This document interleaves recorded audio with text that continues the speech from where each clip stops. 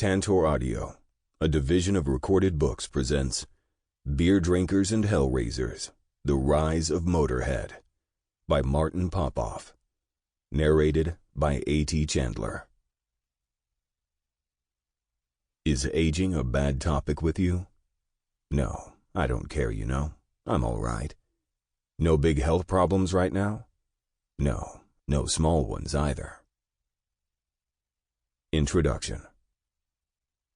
First thing to get off my chest is that I'd been formulating plans for a Motörhead book months before even dear Phil Taylor had died, and I had signed the papers with the good folks at ECW Press 3 weeks before Phil passed on, let alone any time after the tragic demise of Mr. Walkin' Talkin' Motörhead itself, Lemmy Kilmister. I would hate for people to think I was glorifying or capitalizing on death. When I was finishing up this book, everybody was very much still with us. And it's only the stretched timelines and strict sales schedules of publishers that make it look otherwise. Which, incidentally, speaks well of ECW themselves, having the sophisticated taste to order up a book on Motörhead before anybody died. And I happen to know for a fact that there are deep-track Motörhead fans on the staff of that fine institution. Okay, that little bit of unpleasantness dispensed with, I have to say that I'm proud to avow that I was a Motörhead banger from somewhere around the beginning. I can't find my materials or membership card, so I'm not sure what my number was. But I'm pretty sure I would have been in the first handful of Canadians ever to sign up, having joined the Saxon Militia Guard, or whatever it was called at the same time. It was like magic sitting in my bedroom in Trail, BC, receiving newsletters and black and white glossy photos from and about Motörhead and Saxon, materials that looked very much like the stuff I got from being part of the Buffalo Sabres fan club a little earlier than that, I suspect. Not sure who my favorite power trio was, Motörhead or the French Connection, but we don't have to fight that battle. But yes, Motörhead came to me as a lad of 14 with the imported debut album, and I can't say I got it right away. Sure, hearing that tangled mass of distortion, I couldn't help but like them, clinging to anything heavy that crossed my path, and, of course, nothing that was not heavy. But on the strength of Motörhead, who in their right mind would call these squatters and street rats their favorite band? At 14 years old, I liked Motörhead exactly as much, and for the same reasons, as I liked raw power. Not the least of which was I partly felt sorry for the bands that had to live with these records as the best that they could do. It wasn't until my purchase of Overkill that Motörhead would indeed lodge themselves forever into my list of favorite 10 or so bands. But I suppose one should clarify and not lie. Motörhead would be one of my favorite bands 2 times, and with a gap. One, the period covered by this book, namely the classic lineup. You will notice throughout the following chapters that for expediency I also use the term original lineup, although, of course, there was an original transitional lineup that we do indeed recognize in this book. And then, very much the band as it existed for about the last 15 years. Now, we don't talk throughout the book about the heroic and heart-beating music that Lemmy, Mickey D, and Phil Campbell slammed together like 100 clap push-ups, so I just want to say in the here and now, it does cause me some pain not to extol and explain the great records that version of the band made, especially sort of the last half dozen, and Bastards, before Lemmy's death at the very end of 2015. So yes, in summary, I love and appreciate and am inspired by Motörhead as it existed in the 2000s and as it existed in the late 70s and early 80s, and not particularly so much in between, the nadir being the band's cover of Cat Scratch Fever. And yes, for the goddamn record, Another Perfect Day is my favorite Motörhead album of all time. So, to reiterate, this book celebrates what is known as the classic Motörhead lineup, and the 6 records, 5 studio and 1 live, that Lemmy Kilmister, Phil Philthy Animal Taylor, and Fast Eddie Clarke created between 1977 and 1982. Joining the Motörhead bangers is a filmy memory, but the fondest memory of these 3 guys and what they meant to me as an angry headbanger exclusively headbanging during their reign, was the purchase of Overkill. My fellow encyclopedic buddy Forrest Toop and myself had embarked upon one of our life highlight trips to Spokane, Washington, from our homes just north of the border in Canada, in Trail, BC. We were by this point egregiously obsessed and knowledgeable metalheads, and we lived for these purchasing excursions into the mecca that was shelves-stocked America. Spokane was just big enough to have a few tiny, perfect record stores that could fulfill our every obsession concerning our hobby. There was Eucalyptus Records, a bright and airy place walled with windows, a welcoming headquarters that had all the new domestic releases and a few imports. It was a cheery, somewhat corporate standalone building on Division, and it just made you feel good to be there, like Peaches must have been, or even Tower at its peak. But more important were the paired head shop record emporia known as Magic Mushroom and Strawberry Jams, each, as I recall, with 2 locations during their incense-fumed reigns as the places we could buy Sounds and the NME and Tigers of Pantang singles with the patch still in them. Now, I'm positive that I bought Overkill in the original, somewhat cramped location of Strawberry Jams, but I'm not sure that this is the time that I jumped up and let out a howl in the store and almost hit my head on a crossbeam, or if it happened when I flipped through the racks and found The Damned's Music for Pleasure a year and a half earlier. But I know for sure that the endorphin rush was the same. With Music for Pleasure, there was the added delayed reaction of making out the fact, through Barney Bubble's vision, that this was a copy of a new Damned album. With the Motörhead record, it was more like being whacked in the face with an exploding baseball filled with paint. The debut album's front cover was almost miserable in its black and whiteness, and a little bit scary in that it looked like a biker patch, which was actually Lemmy's intention with the design. Overkill, on the other hand, was like Motörhead, and Motörhead coming to life with a roar and a flurry of karate moves. It was Snaggletooth suddenly rendered in dramatic and violent color, and Motörhead as a trio of malnourished moochers in leather jackets was off to the races. Soon would come the equally awesome Bomber and Ace of Spades, both again on import, and a live album that I really didn't give a shit about, and then Iron Fist, which I, as it turned out, clutched to heart more than most people did. By this point, Motörhead had insidiously become part of my sullen teenage personality, getting me through lonely high school years, serving as a body core strengthener, knocking me out of the encouraging family home into university at 18 years old, and then onward into whatever. Quite a bit of life as a fan who, like the 99%, did other things for a living, and then, for a good 15 years now, a fan who gets to think about and fawn over all sorts of bands like Motörhead as his full-time job, if you can call it that. And then Phil dies. And 7 weeks later, Lemmy dies. And there's only Fast Eddie left to provide comfort and connection back to those magical days when Motörhead were the baddest badasses in heavy metal. The tale of those great years, essentially, for purposes and purloin of this intimate and happy book, 1976 to 1982, was for the most part whacked together when all 3 of these hot rod rock heroes were still alive. The finishing of it, with 2 of them dead, was more of a mixed feeling experience. I have no idea if listening to this book is going to make you happy with punk pride or sad with heavy metal heaviness. But I would hope that the communion with these words serves as a great reliving of those times, or, for youngsters, an entry point to 6 full-stride, wide-stance classics, plus Please Don't Touch, and assorted B-sides that inflamed our imaginations as teens. Of note, you certainly are going to be cast right back into the making of all this great music, and through much first-hand accompaniment from the guys themselves. Eddie, very much alive and telling me great stories, with Phil and Lemmy coming to life because I've talked to all of them at length. The other reason why, hopefully, you will wind up feeling well inside this hurricane of great recorded music is that the recorded canon is my main concern. It's of utmost importance, and it's all we have, plus our memories, if we were ever there with them in the flesh. Writing the book, it was very much like sitting around the pub with these sociable, smart, funny guys, perennially plunked into a surreal world lacking in REM sleep. And it is my hope that listening to the book feels that way as well to you, rather than creeping you out from all the death. So let's move on, shall we?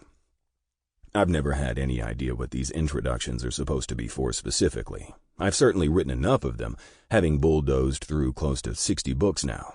And here I have to use a bit of time travel because I know before this book actually hits the shelves, barring my own death, I'll write another 4 or 5. And so, I think I've knocked down all those conversational, reminiscing, bookkeeping, clarification type things I usually want to knock off. So yeah, let's get started. Without further ado, here's the tale of the classic Motörhead lineup, with the overarching theme being very much an exploration of why these 3 guys were loved so much.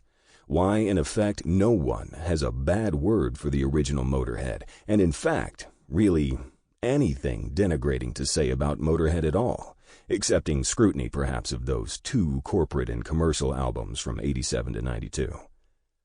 In other words, I think it's safe to say that with the death of Lemmy went any possible chance that Motörhead would go to its grave with anything other than an unassailable reputation as the purest expression of the magic of hard rock, and yes, heavy metal, that we're ever likely to experience ever again in our lifetimes. Martin Popoff, martinp@inforamp.net. Chapter 1. Hang on. What drugs are we doing that day? Born on the dole, born in the land of misfit rockers and always, always born to lose, Motörhead was also born of a burn, its rank figurehead Lemmy Kilmister on fire to avenge his firing from the ranks of Hawkwind through the assemblage of a sonic force that would deafen all naysayers. Its name would be Motörhead, and the classic lineup this book celebrates, Fast Eddie Clarke, Phil Philthy Animal Taylor, and Linchpin Lemmy, his bad self, would grind up 7 years' worth of posers and pretenders.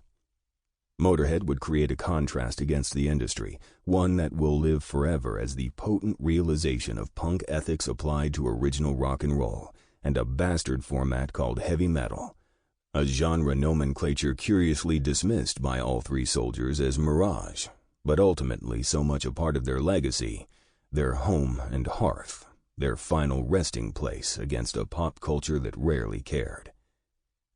One mustn't forget or diminish the accomplishments of lineups after the classic trio, most notably the band as it existed for the near quarter century with Phil Campbell and Mickey D, but one also mustn't forget that the classic lineup was not the original, and that the original, well, this is one of those happenstances where technically the original or most salient lineup just might consist of an army of one, namely Lemmy Kilmister.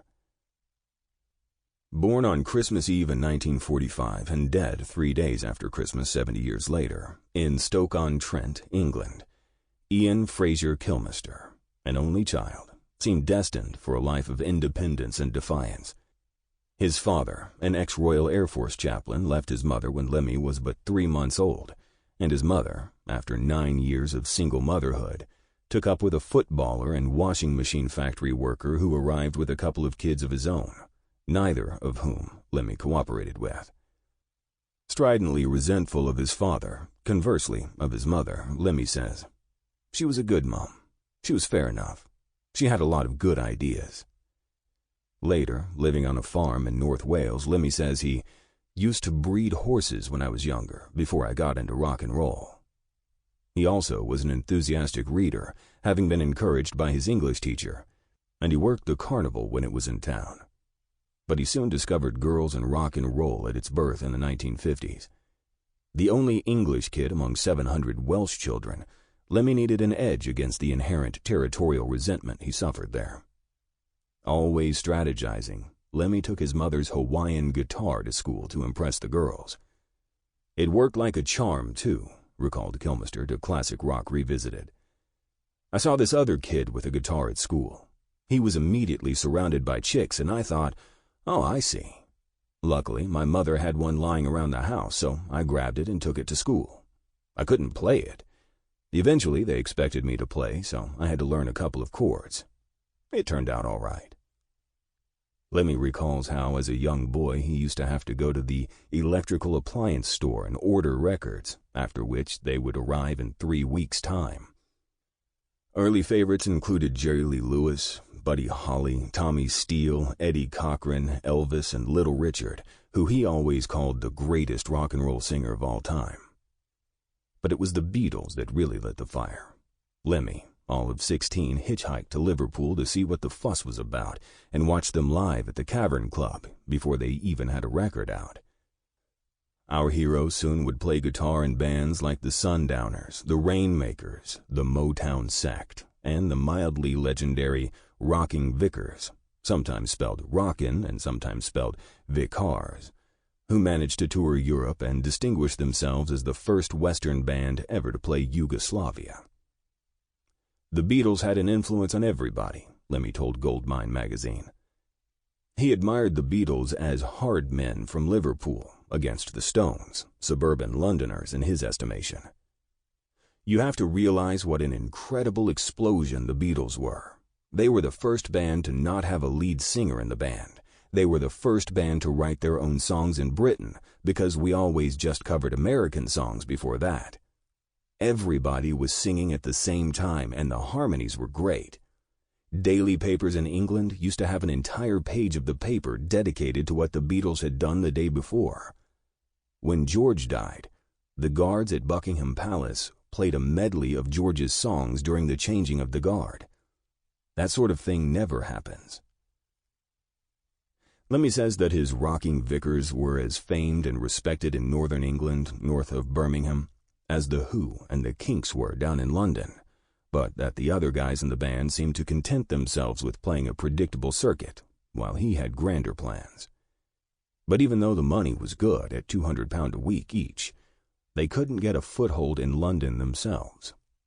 And so, dispensing with the Rocking Vickers, which Lemmy ultimately describes as less of a garage band and more of a show band, he left the band house in Manchester empty-handed. When I left the Vickers, the guitar stayed, noted Lemmy to Classic Rock Revisited. It was a band guitar. When people left that band, then the instruments stayed, and I think that really made a lot of sense.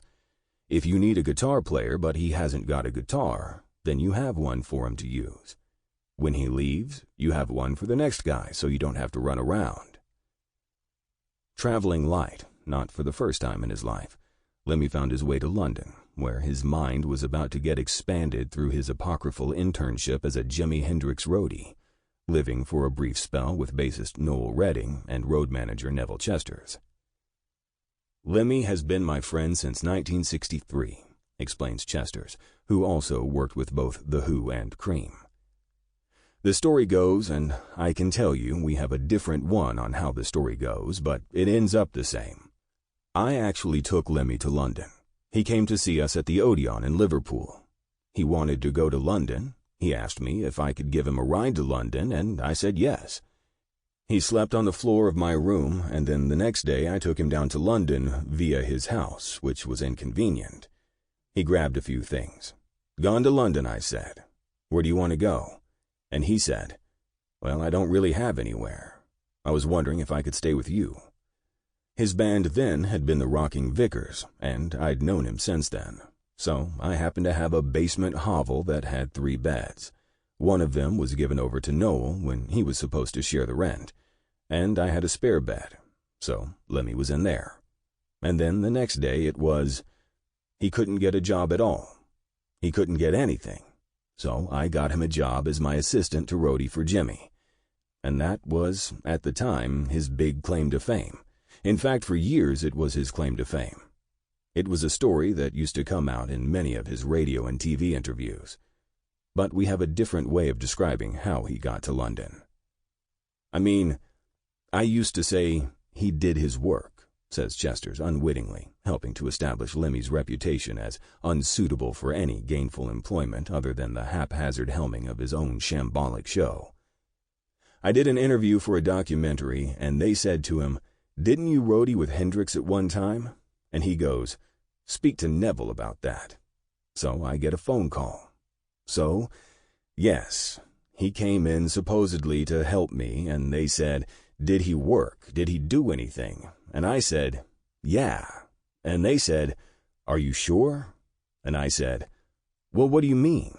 Because most people said he just hung out with the band. And I said, "Actually, come to think of it, yeah, that's what he did." It was very confusing because we were tripping all the time, reminisced Lemmy in October 2006. Hendrix came over to England from America, and there was this guy named Owsley Stanley III. He was one of those guys who had a laboratory, and he gave Hendrix about 10,000 tabs of acid. It was even legal back then. Hendrix put it in his suitcase and gave it out to the crew. There were only 2 of us. We had the best acid in the world in 1967 and most of 1968. After a while, it doesn't affect your work because you learn to function. I drove the van from London to Bletchley, which is about 150 miles, on acid with a pair of those strobe sunglasses on. They had the vision of a fly where you would see 8 times around. I drove the van with those on for 150 miles on acid, and we got there. Lemmy's also been known to say that he would score drugs for Mitch Mitchell as well. But when obtaining acid for Jimmy, he said his pay came in 3 tabs of 10 that he would have to take on the spot, while Jimmy took 7. But working for a genius must have been a trip of its own. "Oh yeah, everybody knew it as soon as he came to England," continued Lemmy. "When he came to the States, you had Monterey and everybody knew about it. It was like that in England. He played one show and everyone knew. It went around like a wildfire. Pete Townsend came out of a club where Hendrix was playing and Eric Clapton was going in. Eric asked Pete, 'What is he like?' And Pete replied, 'We are in a lot of trouble.' He used to get Clapton sitting in a chair behind the stack with his ear pressed up against it trying to figure out what he was doing. But I was just hired part-time while he was in England. When he went abroad, I was not invited. I was living at Noel Redding's house, and he needed an extra pair of hands. I've been really lucky. I've been in a few of the right places at the right time. My street credibility is incredible. I saw the Beatles at the Cavern, too. It ends up that I was on hallowed ground, but it was actually a filthy hole." "Lemmy was there about 3 months maximum," laughs Chesters. "Somewhere between 2 and 3 months. After that, I really only saw him intermittently. After the Hendrix thing, we always had the same women, one way or another. Sometimes I got there before he did and got one over, but only infrequently. In the early days, he wasn't the most outstanding musician I'd seen, but he did pull himself together and managed to be... He's almost an icon, Lemmy. And it's funny. It's not necessarily because of his music. There was a period in the middle or late 70s where he was known to hang out with debutantes in London. Now you know Lemmy, you know what he looks like. We all know the features. And none of us could understand why there was constantly, almost weekly, photographs of him in the leading London newspapers hanging out with debutantes. But that's what he did, and he became an icon. I lived with him for some time, muses Hawkwind saxophonist Nick Turner, answering Lemmy's drug question. I thought Lemmy was a lovely guy, actually. We got on very well. He was a bit difficult to live with in some ways because he would be sort of on a different time scale to other people in the band. He went his own way very much. I mean, the band were leaning towards a psychedelic sort of influence, really, and Lemmy wasn't particularly into psychedelics. He was more into speed, you might say. Plus, he wasn't much of a hippie. More like a biker, says Dave Brock. Yeah, we used to know a lot of the Hells Angels in the early days and all that. But Lemmy was always more so buddies with them. I mean, Motörhead had more of a problem with them than we did. Lemmy used to always put down on his guest list, Hells Angels England. And sometimes you wouldn't know who the fuck was turning up there. You'd go to his dressing room and all the food and drink would be gone and you'd walk in, "What the fuck? We don't know anybody here." A bit problematic sometimes, you know? But we still do the odd bikers thing. We get along well with them, actually. I mean, a lot of them are our age now. Their festivals are always well organized, well together. You very rarely get any trouble. With respect to Lemmy's burgeoning recording career, following up his 3 singles with the Rocking Vickers, in 1969 Lemmy appeared on his first full-length record, Escalator, by Malaysian percussionist Sam Gopal. Lemmy is credited as Ian Willis, as he had been considering changing his last name to that of his stepfather, George Willis.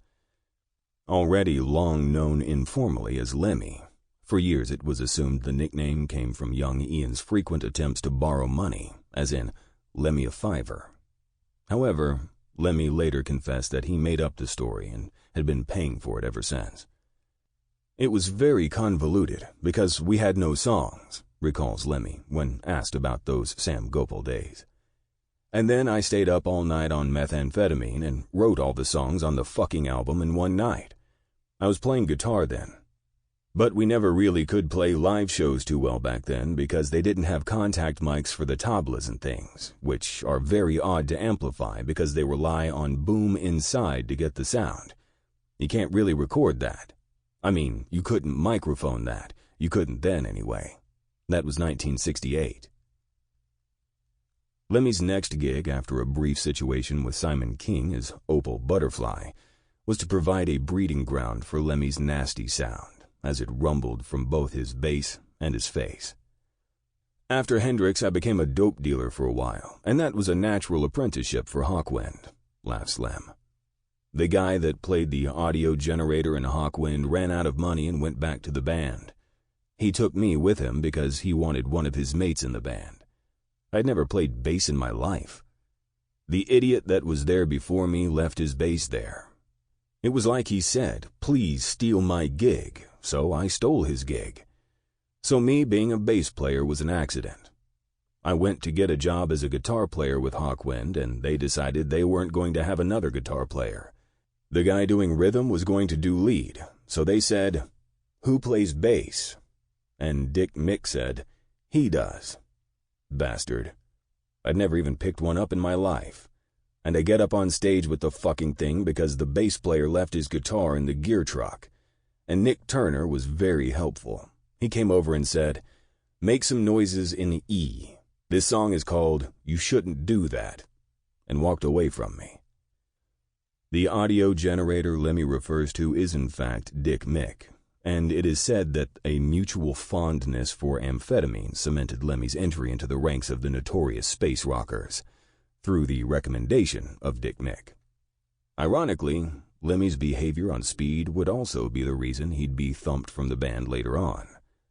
"You've got to remember, Lemmy was a guitarist to start with," notes Hawkwind guitarist and leader Dave Brock, spiritual twin to the original pre-Motörhead Lemmy. "I mean, what happened was when Dick Mick brought Lemmy along, he didn't have a bass. We had to go and buy him a second-hand bass, and of course Lemmy's bass playing is very similar to guitar playing, in a sense, by playing block chords and stuff like that. So it was a different technique. Lemmy's fantastic, obviously now, but you have to think that at the time, the way he played, it was just different. So consequently, that's why me and him used to play really well together, because I used to play similar lines to Lemmy. So that's why we were able to play together very well. And now, when I do a solo album, my bass playing is a bit like Lemmy's.